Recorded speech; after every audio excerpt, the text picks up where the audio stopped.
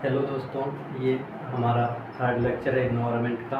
और first to lecture में हमने बेसिक इन्वायरमेंट या क्लाइमेट चेंज क्या है उसको समझा था। सेकेंड लेक्चर में कि causes of the climate change, और थर्ड लेक्चर इसमें हम पढ़ेंगे impact of the climate change कि क्लाइमेट चेंज के क्या इम्पैक्ट्स हैं। तो चलिए स्टार्ट करते हैं।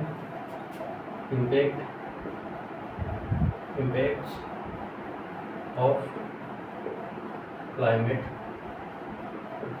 चेंज। क्लाइमेट चेंज के क्या प्रभाव पड़ेंगे। फर्स्ट बेसिकली हम डिस्कस करते हैं इन्वायरमेंटल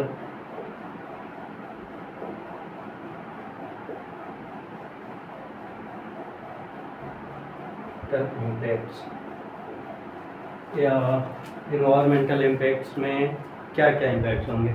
फर्स्ट जो होगा इसमें राइजिंग टेम्परेचर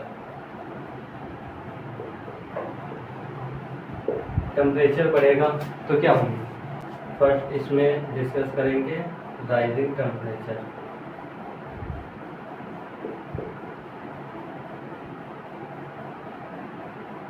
इससे क्या होगा, ग्लोबल वार्मिंग होगी।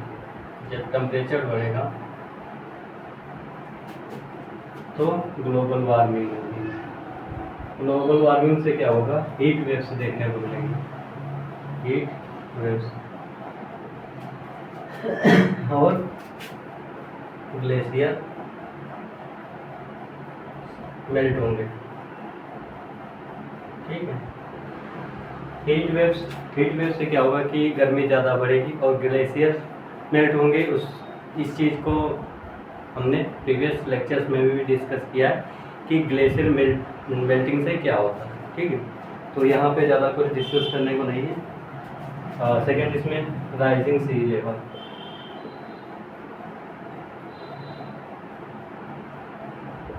सी लेवल बढ़ेगा तो जो सी लेवल बढ़ने से जो ग्लेशियर मेल्ट होगा वो जो पानी है वो समुद्र तक जाएगा, जिससे कि सी लेवल राइज होगा। जब सी लेवल राइज होगा तो जो समुद्र के कोस्टल एरिया की जो सिटीज़ हैं उन पे इम्पेक्ट होगा और वो उनमें वहाँ शहरों में फ्लडिंग देखने को मिलेगी।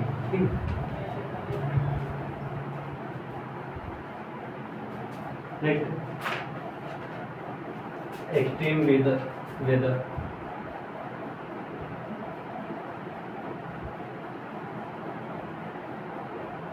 एक्सट्रीम वेदर का मतलब होता है, एक्सट्रीम वेदर में क्या होगा कि जो साइक्लोन्स है इंटेंस और फ्रेक्वेंट साइक्लोन्स देखने को मिलेंगे। ठीक है, इंटेंस और फ्रेक्वेंट साइक्लोन्स होंगे। और सेकंड ड्रॉट देखने को मिलेगा, फ्लड देखने को मिलेगा। ठीक है।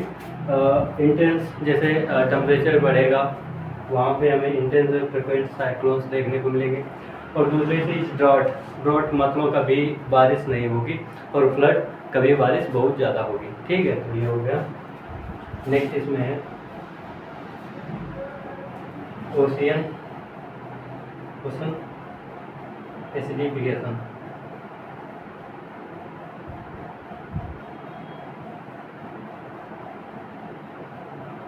ओशन एसिडिफिकेशन से क्या होगा कि जो ओशियंस में H+ आयंस की जो है H+ आयन इंक्रीज हो जाएंगे, जिससे उसका pH डिक्रीज हो जाएगा और ये एसिडिफिकेशन होगा, जिससे कि CO2 जो है कार्बन डाइऑक्साइड एब्जॉर्ब ज़्यादा होगा ओशंस में। ठीक है। और CO2 ऑब्जर्वेशन से कुछ जो ओशन मेराइन है उन पे नेगेटिव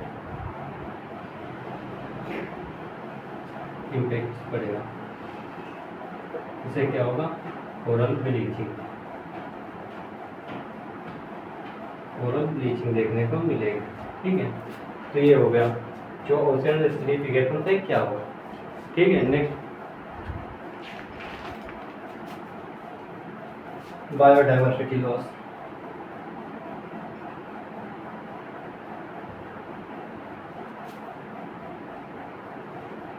जैसे ग्लेशियर्स मेल्ट होंगे तो जो पोलर बियर हैं या पोलर बियर्स हैं उनके हैबिटेशन को भी तो थ्रेट होगा, उनका हैबिटेशन भी समाप्त होगा। तो इससे क्या है, जब किसी जीव या जंतु का हैबिटेशन खराब होगा तो उसे एक्सटेंशन के थ्रेट होने लगते हैं। बायोडाइवर्सिटी थ्रेट यही है कि उसके लुप्त होने की संभावनाएं बढ़ जाती हैं। ठीक है, तो जैसे बायोडाइवर्सिटी लॉस किस तरीके से होगा, एक तो हैबिटेशन लॉस होगा उनका,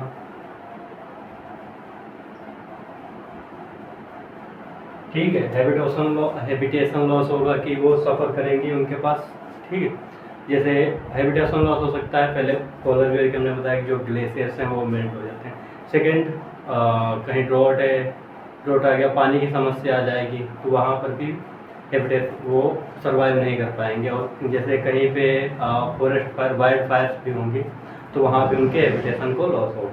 ठीक, तो ये सारी चीज़ें हैं।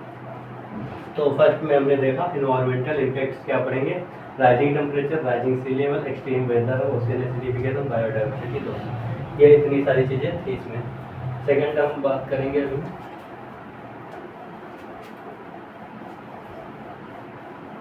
Economic and social impact.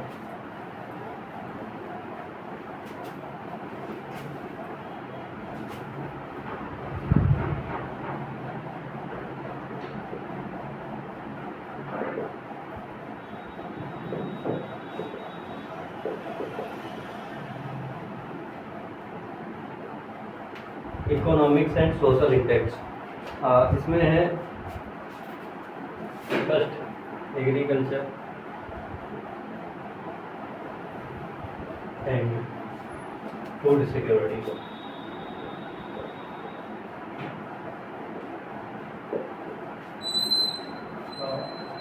जैसे हमारा एग्रीकल्चर जो है मेनली जो डिपेंड है वो हमारे रेनफॉल सिस्टम पे। जैसे कभी बारिश हुई या नहीं हुई, और कभी ड्रॉट आ गया, कभी ज़्यादा बारिश हो गई, जिससे क्या है हमारी जो एग्रीकल्चर जो क्रॉप्स हैं वो नुकसान हो जाएगा उन फसलों का। ठीक है, तो उससे क्या होगा, जो हमारा फूड है, फूड सिक्योरिटी में समस्या आ जाएगी। ठीक है, और क्रॉप फेलियर होगा। क्यों होगा, या तो ड्रॉट होगा या फ्लड होगा, और जब होगा तो इससे क्या होगा, फूड सिक्योरिटी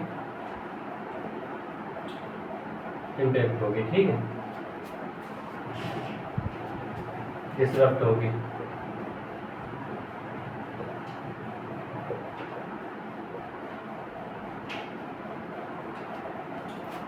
नेक्स्ट है इसमें वाटर स्केर्सिटी। वाटर स्केर्सिटी का मतलब है कि जो वाटर है, जो फ्रेश वाटर है, उसकी स्केर्सिटी आ जाएगी। कैसे है कि जो ग्लेशियर्स हैं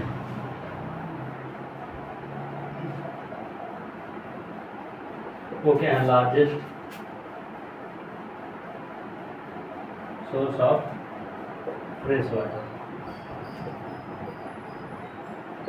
अगर ये मेल्ट हो जाएंगे तो हमारे पास फ्रेश वाटर की समस्या आ जाएगी। ठीक है, तो यही है कि फ्रेश वाटर की यहाँ स्कैर्सिटी देखने को मिलेगी क्लाइमेट चेंज के कारण। ठीक है, आगे इसके बारे में और डिस्कस करेंगे। नेक्स्ट है डिस्प्लेसमेंट एंड माइग्रेशन। कैसे होगा डिस्प्लेसमेंट एंड माइग्रेशन, जैसे किसी स्थान पर जब कोई नेचुरल कैलेमिटीज़ आएगी, जैसे ड्रॉट आएगा, फ्लड आएगा, तो वहाँ के जो लोग हैं वो एक जगह से जाकर दूसरी जगह शिफ्ट होंगे जहाँ पे अच्छी सुविधाएं हों।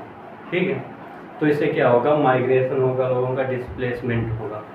ठीक, इसके बाद में जो कॉन्फ्लिक्ट भी देखने को मिल सकता है, जो डिस्प्लेस्ड माइग्रेटेड पीपल है उनके बीच और जो नेटिव पीपल है उनके बीच। ठीक है, तो डिस्प्लेसमेंट एंड माइग्रेशन का कारण मैंने बताया ना कि जैसे कहीं पे मान लो ड्रॉट आ गया या फ्लड आ गया, तो लोग डिस्प्लेस हो गया, माइग्रेट हो गए, किसी दूसरी जगह पे जाएंगे जहाँ पे, या कहीं पे नेचुरल रिसोर्सेज की कमी आ जाएगी, तो वहाँ से लोग माइग्रेट और डिस्प्लेस होके वो दूसरी जगह जाएंगे जहाँ की नेचुरल रिसोर्सेज अवेलेबल है। ठीक,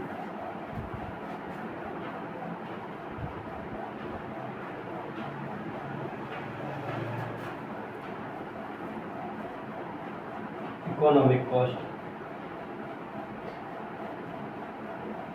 इसमें जो डैमेज इंफ्रा, जो इंफ्रास्ट्रक्चर है उसको डैमेज करेगा, जैसे जैसे फ्लड होगा या ड्रॉट होगा या डिस्प्लेसमेंट होगा, इन सभी चीज़ों से जो इंफ्रास्ट्रक्चर पे भी प्रभाव पड़ेगा या डैमेज होगा हम, ठीक है। नेक्स्ट इसमें बात करते हैं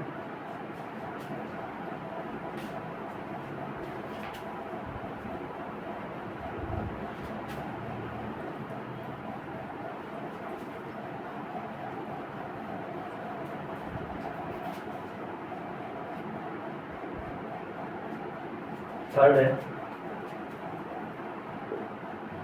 long term consequences.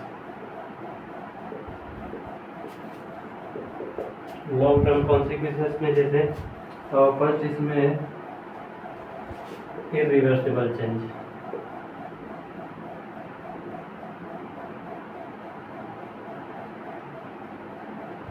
Irreversible changes, irreversible changes जैसे अमेज़न डिफॉरेस्टेशन, ये क्या है, इरिवर्सिबल चेंज है, इरिवर्सिबल चेंज, क्योंकि ये एक बार अगर समाप्त हो गए तो दोबारा से उसी तरीके से नहीं हो सकते, रिवर्स नहीं हो सकते, ठीक है। और आइस कैप्स,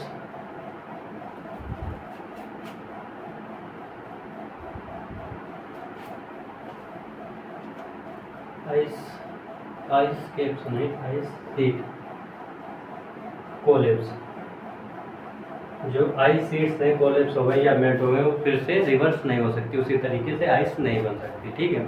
तो ये चीज़ें हो गई। नेक्स्ट है जियोपॉलिटिकल टेंशन, इसमें नेक्स्ट है जियोपॉलिटिकल टेंशन, ये इम्पोर्टेंट है। जियोपॉलिटिकल टेंशन कैसे आएंगी कि मान लो बहुत सारे उदाहरण हैं, जैसे आप सुनते हो कि जो नाइल रिवर है, उसमें काफ़ी ज़्यादा कंट्रीज़ ये पानी को लेकर विवादित होती है। अगर कहीं क्लाइमेट चेंज होगा और किसी कॉन्टिनेंट या किसी एरिया में जब कहीं पानी की समस्या आएगी तो क्या होगा, वो कॉन्फ्लिक्ट होगा कि जिस कंट्री से होकर कोई रिवर निकलती है तो वो लोग को उस पानी के डिस्ट्रीब्यूशन में कुछ समस्या आएगी, लोग में कॉन्फ्लिक्ट होगा। जैसे मैं उदाहरण के लिए बताता हूँ, हम बेंगलुरु में देखते हैं, बेंगलुरु में जब पानी की समस्या आती है और या साउथ इंडिया में बहुत सारी नदियों के बीच कॉन्फ्लिक्ट देखने को मिलता है। जैसे इंडिया और पाकिस्तान का बीच ये इंडस रिवर ट्रीटी है, और मान लो ये कल इंडिया चाइना के बीच भी टेंशन हो सकती है ब्रह्मपुत्र रिवर्स को लेकर। ऐसे बहुत सारी रिवर्स या नदियों को लेकर या वाटर को लेकर के लोगों में या अंतर्राष्ट्रीय लेवल पे जियो टेंशन हो सकती है, और ये एक नया मुद्दा बनेगा आने वाले समय में, क्योंकि अगर जलवायु परिवर्तन इसी से होता है, ठीक है। तो ये सब था जलवायु परिवर्तन के क्या प्रभाव पड़ेंगे, ठीक है। नेक्स्ट वीडियो में मिलते हैं, तब तक के लिए जय हिंद।